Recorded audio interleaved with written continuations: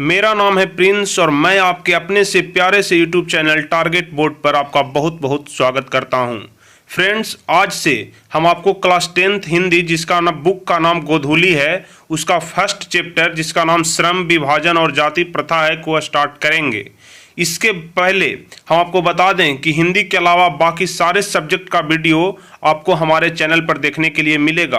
तो आप यदि अगले बोर्ड एग्जाम की तैयारी बेहतर तरीके से करना चाहते हैं तो आप हमारे चैनल को जरूर सब्सक्राइब करें और साथ में बेल आइकन जरूर दबाएं, क्योंकि यहाँ पर आपको बोर्ड एग्जाम की तैयारी बहुत ही बेहतर तरीके से कराई जाती है। तो चलिए, आज हम आपको क्लास हिंदी 10th का जो क्लास हिंदी है उसके फर्स्ट चैप्टर श्रम विभाजन और जाति प्रथा के बारे में बताएंगे। चलिए, बिना समय गवाए हम चैप्टर को स्टार्ट करते हैं और आपको इसके बारे में बहुत ही बारीकी से समझाते हैं। तो आप बहुत ही ध्यान से समझिएगा और हो सके तो आप नोट्स बुक पर इस चीज़ को आप नोट करते चलिएगा, जिससे आपको ज़्यादा समझ में आएगा और ज़्यादा याद रहेगा। तो सबसे पहले इसका टाइटल जो है श्रम विभाजन और जाति प्रथा, इसके बारे में बता दें कि यह एक निबंध है। एग्जाम में आपसे पूछेगा कि श्रम विभाजन और जाति प्रथा क्या है, निबंध है, कहानी है, कविता है, क्या है। तो आपको बताना है कि श्रम विभाजन और जाति प्रथा एक निबंध है। यह किनके द्वारा लिखा गया, तो यह डॉक्टर भीमराव अंबेडकर के द्वारा लिखा गया है। मतलब श्रम विभाजन और जाति प्रथा जो निबंध है वह डॉक्टर भीमराव अंबेडकर के द्वारा लिखा गया। तो सबसे पहले हर एक चैप्टर में, जितने सारे भी चैप्टर आपके हिंदी बुक में पढ़ने हैं, तो कोई भी कहानी, कोई भी कविता पढ़ने के पहले सबसे पहले हम लेखक के बारे में और उस कहानी के बारे में थोड़ा परिचय जानेंगे। उसी प्रकार से हम लोग इस कहानी के भी बारे में थोड़ा सा और लेखक के बारे में थोड़ा हम लोग परिचय देख लेंगे। तो चलिए, डॉक्टर भीमराव अंबेडकर के बारे में पहले हम आपको थोड़ा जानकारी दे देते हैं, क्योंकि इन सभी चीज़ों से भी आपको एग्जाम में पूछे जाते हैं। लेखक के बारे में भी आपको बताना रहता है, कभी कदार 5 नंबर वाले क्वेश्चन में भी पूछ देता है कि लेखक के बारे में बताइए। ठीक है, इनके लेखक कौन है, तो आपको याद रखना है श्रम विभाजन और जाति प्रथा के लेखक हैं डॉक्टर भीमराव अंबेडकर। इनको संविधान का जनक भी कहा जाता है, क्योंकि यह संविधान निर्माण में अपनी बहुत ही अहम भूमिका निभाई थी, इसलिए इनको संविधान का जनक भी कहा जाता है। इनका जन्म 14 अप्रैल 1891 ईस्वी को मध्य प्रदेश के महू नामक गांव में हुआ था। याद रखिएगा, 14 अप्रैल 1891 को मध्य प्रदेश के महू नामक गांव में हुआ था। जाति की अगर बात करें तो यह जाति से महार जात के थे, जिसको हम लोग बोलचाल की भाषा में डोम बोलते हैं। ठीक है, जाति इनका महार था। इनकी माता का नाम भीमाबाई था और पिता का नाम रामजी सकपाल था। याद रखिएगा, आपको क्वेश्चन में, ऑब्जेक्टिव क्वेश्चन में पूछ सकता है कि भीमराव अंबेडकर के माता का क्या नाम था, उनके पिता का क्या नाम था। तो भीमराव अंबेडकर के माता का नाम भीमाबाई और पिता का नाम रामजी सकपाल था। उनका विवाह 1906 ईस्वी में हुआ था। किनके साथ, तो रमाबाई के साथ। ठीक है, उनकी माता का नाम भीमाबाई और पत्नी का नाम रमाबाई, इस चीज में आप कंफ्यूज मत करिएगा। ठीक है, विवाह कब हुआ था, 1906 ईस्वी में। वो मैट्रिक पास कब किए थे, 1907 ईस्वी में। मतलब शादी होने के 1 साल के बाद वह मैट्रिक का एग्जाम दिए थे। मतलब मैट्रिक एग्जाम के पहले उनका शादी हो गया था। विवाह हुआ 1906 ईस्वी में और मैट्रिक पास किए 1907 ईस्वी में। उसके बाद एक घटना हुई, पूना पैक्ट, जिसमें वे शामिल हुए। कब हुआ था, तो 1932 ईस्वी में पूना पैक्ट हुआ था। हमेशा ऑब्जेक्टिव क्वेश्चन में पूछता है कि पूना पैक्ट कब हुआ था, तो आपको बताना है 1932 ईस्वी में। इनके जीवन में 3 प्रेरक व्यक्ति थे, जिनसे वे प्रेरणा लेकर के अपने जीवन में आगे बढ़े। ठीक है, तो इनके 3 प्रेरक व्यक्ति कौन थे, तो एक थे बुद्ध, दूसरे कबीर और तीसरे थे ज्योतिबा फूले। ठीक है, भीमराव अंबेडकर के जीवन में 3 इनके प्रेरक व्यक्ति थे, एक थे बुद्ध, दूसरे कबीर और तीसरे थे ज्योतिबा फूले। यह जो सबसे अपने जीवन का सबसे प्रथम भाषण सम्मेलन में शामिल हुए 1936 में लाहौर में, जो अभी पाकिस्तान में पड़ता है। लाहौर जो है वो अभी पाकिस्तान में पड़ता है। तो भीमराव अंबेडकर जो थे वो ये सबसे प्रथम, अपने जीवन का सबसे प्रथम भाषण सम्मेलन 1936 में जो हुआ था लाहौर में, जो इस समय पाकिस्तान में पड़ता है। ठीक है, इनका विख्यात अगर भाषण की बात किया जाए तो इनका विख्यात भाषण द एनाहिलेशन ऑफ कास्ट है। इनका विख्यात भाषण क्या है, द एनाहिलेशन ऑफ कास्ट, जिसका हिंदी में अनुवाद ललन यादव ने की थी। ठीक है, भीमराव अंबेडकर का विख्यात भाषण क्या है, तो द एनाहिलेशन ऑफ कास्ट, इसका हिंदी में अनुवादन ललन यादव ने की थी। इनका संपूर्ण अगर वाङ्मय की बात किया जाए, किसका, तो द एनाहिलेशन ऑफ कास्ट का अगर संपूर्ण वाङ्मय की बात किया जाए तो यह 21 खंडों में बंटा हुआ है। मतलब 21 भाग में यह जो है वो बंटा हुआ है काव्य। ठीक है, इनका भाषण जो है वो 21 खंडों में बंटा हुआ है। अगर हम बात करें इनकी प्रसिद्ध रचना की, तो इनकी प्रसिद्ध रचना है who are they, who are Shudras, the untouchable, the caste in India. ये जितने सारे भी आप रचना इनकी देख रहे हैं सब इंग्लिश में इनकी रचना है, क्योंकि आपको पढ़ने से ही लग रहा होगा कि ये सभी इंग्लिश का वर्ड है। ठीक है, तो इनकी जो प्रसिद्ध रचना है इसको आप बहुत ही ध्यान से याद करिएगा, क्योंकि एग्जाम में हमेशा पूछ देता है कि भीमराव अंबेडकर की प्रसिद्ध रचना की नाम लिखिए। और लास्ट में इनकी मौत के बारे में जान लेते हैं कि इनका मौत जो है वो 1956 में दिल्ली में हुआ था। ठीक है, अब चलिए हम लोग चलेंगे अब चैप्टर पर और सारे क्वेश्चन आंसर को बारी बारी से देखेंगे। और जैसा क्वेश्चन का आंसर हम आपको यहाँ पर बताते हैं, सेम अगर इसी आंसर को आप अगर एग्जाम में लिखते हैं याद करके, तो आपको पूर्ण नंबर मिलेगा, पूरा नंबर दिया जाएगा, एक भी नंबर काटा नहीं जाएगा, क्योंकि यह बहुत ही सरल भाषा में और बहुत ही अच्छे भाषा में यहाँ पर आंसर को हम आपके लिए लिखे हैं। तो चलिए बताते हैं इसको किस प्रकार से इसका आंसर दिया जाएगा और किस प्रकार से आप लिखिएगा तो आपको ज़्यादा नंबर दिया जाएगा एग्जाम में। ठीक है, तो सबसे फर्स्ट नंबर क्वेश्चन है श्रम विभाजन और जाति प्रथा निबंध का सारांश लिखिए। मतलब ये पूरा चैप्टर का ही आपको सारांश लिखना है। ये वाला क्वेश्चन जो है वो हमेशा 5 नंबर में आता है। जो भी वीवीआई क्वेश्चन रहेगा, वेरी वेरी इंपॉर्टेंट क्वेश्चन रहेगा, उसको वो हम बता देंगे कि आपको ये ज़्यादा इंपॉर्टेंट क्वेश्चन है, इस पर आपको ज़्यादा फोकस करना है। ठीक है, तो चलिए सबसे पहले हम लोग देखेंगे श्रम विभाजन और जाति प्रथा पर निबंध। अगर इसके बारे में मतलब सारांश मतलब शॉर्ट में इस कहानी को आपको लिखना है, तो चलिए हम बताते हैं। श्रम विभाजन और जाति प्रथा निबंध के रचनाकार संविधान के निर्माता एवं गरीबों का मसीहा डॉक्टर भीमराव अंबेडकर थे। मतलब श्रम विभाजन और जाति प्रथा निबंध के रचनाकार मतलब इनको लिखने वाले कौन थे, तो संविधान के निर्माता, क्योंकि डॉक्टर भीमराव अंबेडकर को संविधान का निर्माता भी बोला जाता है, एवं गरीबों का मसीहा डॉक्टर भीमराव अंबेडकर थे। इन्होंने इस निबंध के माध्यम से समाज में फैली हुई बुराइयों को मिटाने का कार्य किया।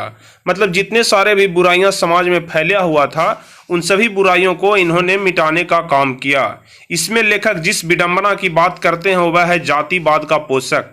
मतलब पहले क्या होता था कि बहुत जातिवाद चलता था, बहुत जातिवाद चलता था समाज में, जिसको लेकर के भीमराव अंबेडकर जो थे इसके प्रति इसके विरोध में आवाज उठाए। ठीक है, तो विडंबना की बात करते हैं जातिवाद का पोषक। आज के वर्तमान समय में शिक्षित लोग भी जात पात छुआछूत की भेदभावना की बात करते हैं। मतलब आज भी ये स्थिति यह बनी हुई है कि जो भी पढ़े लिखे हुए लोग भी हैं वो भी आज समाज में जात पात की बात करते हैं, छुआछूत की भेदभावना रखते हैं।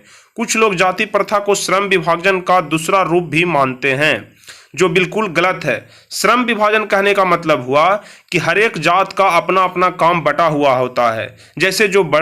जैसे जो जात का बढ़ई है वह बढ़ई का काम करेगा, वह लकड़ी का काम करेगा। उसी प्रकार से जो लोहार जात का है वह अपने लोहा लकड़ का काम करता है। ठीक है, इसी को यहाँ पर भीमराव अंबेडकर बताए हैं कि कुछ लोग जाति प्रथा को श्रम विभाजन का दूसरा रूप मानते हैं, जो बिल्कुल गलत है। अगर जाति प्रथा श्रम विभाजन है तो लोग ऊंच नीच अमीर गरीब की बात क्यों करते हैं। यहाँ पर भीमराव अंबेडकर ये बताने की कोशिश किए हैं कि अगर जाति प्रथा और श्रम विभाजन ही सब कुछ है तो फिर यहाँ लोग समाज में ऊंच नीच और अमीर गरीब की बात क्यों करते हैं। मानव का जिस जाति में जन्म होता है वह अपने माता पिता के पेशे के अनुसार कार्य करता है।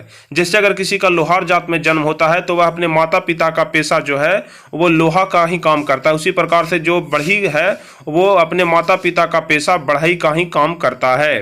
ठीक है, चाहे उसमें उसे रुचि हो या न हो, वह हमेशा के लिए उसी पेशे में बंध जाता है। उसके आगे हम लोग चलेंगे। मतलब यहाँ पर भीमराव अंबेडकर ये बात समझाने की कोशिश किए हैं कि मानव का जिस जाति में जन्म होता है वह अपने माता पिता के पेशे के अनुसार कार्य करता है, चाहे उसमें उसे रुचि हो या न हो। मतलब अगर वो लोहार जात में जन्म हुआ तो उसको लोहा का ही काम करना पड़ेगा, चाहे उसको उस चीज में रुचि हो, लगन हो या न हो, उसको हर हाल में वो काम करना पड़ेगा, क्योंकि वह उसका वंशानुगत पेशा है। ठीक है, इसी चीज को भीमराव अंबेडकर जी जो है वो इसी चीज को विरोध में वह आवाज उठाए हैं। जाति प्रथा एक सामाजिक बुराई है, इसमें व्यक्ति मनपसंद कार्य करना चाहता है लेकिन नहीं कर पाता है। वस्तुतः साबित होता है कि जाति प्रथा श्रम विभाजन का रूप नहीं है। ठीक है, मतलब जाति प्रथा श्रम विभाजन का रूप नहीं है, यह भीमराव अंबेडकर के इस निबंध से पता चलता है। जाति प्रथा जन्म पर आधारित है जबकि श्रम विभाजन रुचि पर। ठीक है, जाति प्रथा तो जन्म पर आधारित है क्योंकि वह जिस जाति में जन्म लेता है वह उसी जाति का हो जाता है, लेकिन जो श्रम विभाजन है वह रुचि पर आधारित है। अगर हमको रुचि है कि हम एक काम करें तो हमको उसी काम में मन लगेगा और हम वही काम को अच्छे तरीके से कर पाएंगे। अतः श्रम विभाजन योग्यता एवं कार्य कुशलता के अनुसार होनी चाहिए। यहाँ पर भीमराव अंबेडकर यह बताए हैं कि जो श्रम विभाजन है, जो काम का बंटवारा है, वह योग्यता पर और कार्य कुशलता के अनुसार होनी चाहिए कि हमसे यह काम होगा कि नहीं होगा। ठीक है, चलिए अब उसके बाद हम लोग चलेंगे अगले क्वेश्चन की ओर, जो कि बहुत ज्यादा इंपॉर्टेंट क्वेश्चन है। आप देख सकते हैं यहाँ पर VVI लिखा हुआ है। क्वेश्चन है कि लेखक किस विडंबना की बात करते हैं, विडंबना का स्वरूप क्या है। ठीक है, तो हम लोग देखेंगे इस क्वेश्चन को कि विडंबना का स्वरूप क्या है। लेखक जिस विडंबना की बात करते हैं वह है जातिवाद का पोषक। मतलब आपको पूरे चैप्टर में जातिवाद के बारे में ही पढ़ना है। तो यहाँ पर लेखक जिस विडंबना की बात कर रहे हैं वह जातिवाद का पोषक है। भारत में कई ऐसे गांव हैं जहां के लोग शिक्षित होकर भी जात पात छुआछूत की भावना रखते हैं।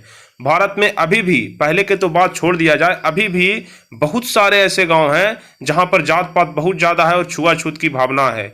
विडंबना की स्वरूप कार्य कुशलता के आधार पर श्रम विभाजन होना चाहिए, न कि जाति के आधार पर। यहाँ पर कह रहे हैं कि कार्य कुशलता के आधार पर श्रम विभाजन होना चाहिए, जो काम का बंटवारा होना चाहिए, जो कार्य कुशलता के आधार पर कि हम इस काम को करने में सक्षम है या नहीं है। अगर हम इस काम को करने में सक्षम नहीं है तो हम उस काम को नहीं करेंगे। जिस काम में हमारी रुचि लगती है हम उसी काम को करेंगे। इसी बात को यहाँ पर भीमराव अंबेडकर बताए हैं। चूंकि श्रम विभाजन जाति प्रथा का दूसरा रूप है। ठीक है, इस बात को तो आप ऊपर भी पढ़े हैं कि श्रम विभाजन जो है वो जाति प्रथा का दूसरा रूप है। चलिए अब हम लोग देखेंगे दूसरे नंबर क्वेश्चन की ओर कि जाति प्रथा के पोषक उनके पक्ष में क्या तर्क देते हैं। मतलब जाति प्रथा के जो पोषक हैं वो इस चीज को और जो बढ़ावा दे रहे हैं वो इसके पक्ष में क्या तर्क देते हैं। तो जातिवाद के पक्ष में महान संविधान विद्वान अंबेडकर जी के द्वारा यह तर्क दिया जाता है कि कार्य कुशलता के आधार पर श्रम विभाजन होना चाहिए। यहाँ पर जो है वो भीमराव अंबेडकर आपको बताते हैं कि कार्य कुशलता के आधार पर श्रम विभाजन होना चाहिए, न कि जात पात के आधार पर। चूंकि श्रम विभाजन जाति प्रथा का दूसरा रूप है, इसमें कोई बुराई नहीं है।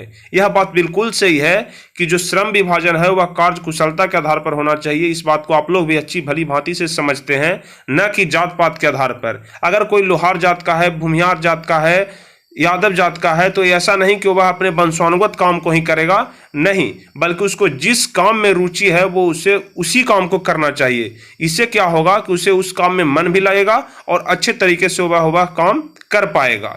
चलिए अब हम लोग देखेंगे तीसरा नंबर क्वेश्चन कि जातिवाद के पक्ष में दिए गए तर्कों पर लेखक की प्रमुख आपत्ति क्या है। जातिवाद के पक्ष में जो जितने सारे भी तर्क दिए गए उस पर लेखक की जो आपत्ति है वो क्या है। तो जातिवाद के पक्ष में डॉक्टर भीमराव अंबेडकर कड़ी आपत्ति जताते हुए कहते हैं कि काम का विभाजन जाति के आधार पर नहीं होना चाहिए। इस बात को बार बार यहाँ पर भीमराव अंबेडकर बोल रहे हैं कि जो काम का विभाजन है वो जाति के आधार पर नहीं होना चाहिए, क्योंकि मानव का जिस जाति में जन्म होता है वह अपने माता पिता के पेशे के अनुसार जीवन भर के लिए बंध जाता है। इस बात को आप जानते होंगे। अब तो लोग बहुत ज़्यादा शिक्षित हो चुके हैं, नहीं तो पहले ये स्थिति था कि वह जिस जात में जन्म ले लेते थे वह अपने माता पिता के वंशानुगत काम को ही करते थे, चाहे उनको इस काम में रुचि हो या न हो। और इसी के विरुद्ध में यहाँ पर भीमराव अंबेडकर बोलते हैं कि पहले क्या होता था कि वह अपने माता पिता के पेशे के अनुसार जीवन भर के लिए बंध जाता है, चाहे उसमें उसे रुचि हो या न हो, और वह अपने देश और समाज का विकास नहीं कर पाता है। ये बात वास्तविक है कि अगर आपको किसी काम में मन नहीं लगेगा तो आप उस क्षेत्र में कभी विकास नहीं कर सकते हैं, कभी आगे नहीं बढ़ सकते हैं। तो इसी बात को रोकने के लिए यहाँ पर जो है वो भीमराव अंबेडकर बोलते हैं। चलिए अब हम लोग चलेंगे चौथे नंबर क्वेश्चन की ओर कि जाति प्रथा भारत में बेरोजगारी का एक प्रमुख और प्रत्यक्ष कारण कैसे बनी हुई है। सही बात है, जाति प्रथा भारत में बेरोजगारी का एक प्रमुख और प्रत्यक्ष कारण बनी हुई है, श्रम विभाजन को लेकर के ही। चलिए तो इसका आंसर हम लोग देखते हैं। वीवीआई क्वेश्चन है, इसको आप अच्छे से ध्यान से समझिएगा कि हम वास्तविक रूप से कह सकते हैं कि जाति प्रथा भारत में बेरोजगारी का एक प्रमुख और प्रत्यक्ष कारण माना जा रहा है। चूंकि मानव का जिस जाति में जन्म होता है वह अपने माता पिता के पेशे के अनुसार जीवन भर के लिए बंध जाता है। मतलब उसको अगर जिस जाति में जन्म हुआ तो वह जीवन भर के लिए अपने माता पिता के ही कार्य को करेगा, या तो उसमें रुचि हो या वो उसमें रुचि नहीं ले रहा हो, उसको वह काम मजबूरी में करना ही पड़ेगा। वह मनपसंद कार्य करना चाहता है परंतु नहीं कर पाता है, जिससे अपने समाज और देश का विकास नहीं कर पाता है। वर्तमान समय में कल कारखाना का विस्तार हो रहा है, अर्थात समय परिवर्तन के साथ अगर अपने पेशे को नहीं बदलता है तो उसे भूखा मरना पड़ सकता है। ये बात सही है, जिसको जिस काम में रुचि नहीं है तो उसको उस काम में यदि वह जबरदस्ती वह काम करता है तो वह अपने क्षेत्र में विकास नहीं कर पाएगा और स्थिति ये आ जाएगी कि उसको भूखा भी मरना पड़ सकता है। हिंदू धर्म में जाति प्रथा के तहत पेशा बदलने की अनुमति नहीं दी जाती है। अब तो ये बहुत कुछ सुधार हुआ है, नहीं तो पहले ये स्थिति था कि खास करके हिंदू धर्म में कि अगर जाति प्रथा का भेदभाव इतना ज़्यादा चलता था कि अगर आप जिस जात में जन्म लिए तो उसी जात के आपको काम को करना पड़ेगा, आप दूसरे जाति के काम को नहीं कर सकते हैं। अब तो स्थिति है कि दूसरे जात के लोग दूसरे जात के की भी काम को बहुत ही आसानी से कर रहे हैं, इसमें वो किसी प्रकार की कोई बुराई नहीं समझते हैं। चलिए हम आशा करते हैं कि आप इस क्वेश्चन को बहुत ही अच्छी तरीके से समझ गए होंगे, और अगर इसके अलावा आपको किसी भी प्रकार की दिक्कत होती है तो डिस्क्रिप्शन में आपको लिंक दिया हुआ है टेलीग्राम का, फेसबुक पेज का, फेसबुक ग्रुप का। आप किसी भी प्लेटफॉर्म के थ्रू आप हमसे डायरेक्ट बात कर सकते हैं, मैसेज कर सकते हैं, हम आपको रिप्लाई जरूर देंगे और आपको बेहतर तरीके से समझाने की कोशिश करेंगे, क्योंकि हमारी आशा है कि इस बार हमारे चैनल से बहुत अच्छे नंबर लाएं स्टूडेंट सभी पढ़ करके। चलिए अब हम लोग 5वें नंबर क्वेश्चन की ओर देखेंगे। यह भी वीवीआई क्वेश्चन है कि सच्चे लोकतंत्र की स्थापना के लिए लेखक ने किन विशेषताओं को आवश्यक माना है। ठीक है, क्वेश्चन फिर से पढ़ लीजिए कि सच्चे लोकतंत्र की स्थापना के लिए लेखक ने किन विशेषताओं को आवश्यक माना है। तो हम लोग देखेंगे यहां पर लिखना है आपको किस प्रकार से कि महान साहित्यकार एवं संविधान के जनक डॉक्टर भीमराव अंबेडकर ने सच्चे लोकतंत्र की स्थापना के लिए स्वतंत्रता, समानता एवं बंधुता पर आधारित समाज को आवश्यक माना है। मतलब वो कहते हैं कि समाज जो है वो स्वतंत्र होना चाहिए, मतलब वो किसी भी काम को करे तो उसको आसानी से करने देना चाहिए। समानता एवं बंधुता पर आधारित समाज को आवश्यक माना जाता है। ठीक है, समानता कहने का मतलब कि सभी जात के लोगों को समान दृष्टि से देखा जाए, और बंधुता कहने का मतलब कि सभी समाज के लोगों को, सभी जात के लोगों को आपस में भाईचारा रखना चाहिए। हम सभी देशवासियों के बीच भाईचारे का संबंध होना चाहिए। किसी भी प्रकार का जात पात, छुआछूत की भेदभावना मन में नहीं होना चाहिए, तभी हम एक अच्छे समाज का निर्माण कर सकेंगे। इसे अपनाने से देश की एकता, अखंडता मजबूत होगी। सही बात है, जब हम लोग सभी लोग आपस में एक साथ मिलकर काम करेंगे, किसी भी काम को हम बढ़ावा देंगे, एक दूसरे का सहायता करेंगे, तो हमारे देश का विकास होगा, हम में एकता आएगा और हमारी जो देश की अखंडता है वो मजबूत होगी। चलिए तो सिर्फ इतना ही क्वेश्चन था पहले चैप्टर में, और यह चैप्टर आज समाप्त हो गया। कल से हम आपको दूसरे चैप्टर के बारे में बताएंगे।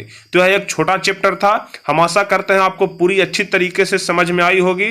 बहुत ही इंपॉर्टेंट चैप्टर है, तो इसमें जितने सारे भी क्वेश्चन आंसर दिए हुए हैं सभी को ध्यान में रखिएगा। लेखक के बारे में, उनका जन्म कब हुआ, मृत्यु कब हुआ, आप इन सभी चीज़ों को बहुत ही ध्यान से समझिएगा। अगर इसके अलावा किसी प्रकार की दिक्कत होती है तो आप हमसे Telegram, Facebook page, Facebook group के माध्यम से पूछ सकते हैं। तो फिर मिलेंगे हम आपसे अगले वीडियो में दूसरे लेसन के साथ, और दूसरे लेसन को भी इसी प्रकार से हम बहुत ही बारीकी से आपको समझाएंगे। तो चलिए, किसी प्रकार की अगर दिक्कत होती है तो आप हमसे, बार बार हम बोल रहे हैं आपको, नीचे टेलीग्राम का लिंक दिया हुआ है, फेसबुक ग्रुप का लिंक दिया हुआ है, फेसबुक ग्रुप में आप ज्वाइन हो जाइए, फेसबुक पेज को लाइक कर लीजिए और हमारे चैनल को आप जरूर सब्सक्राइब करिए और साथ में बेल आइकन दबाइए। अगर वीडियो अच्छा लगा हो तो उसे लाइक करिएगा, अपने फ्रेंड्स के बीच शेयर करिएगा। चलिए तो फिर मिलेंगे आपसे अगले वीडियो में, तब तक के लिए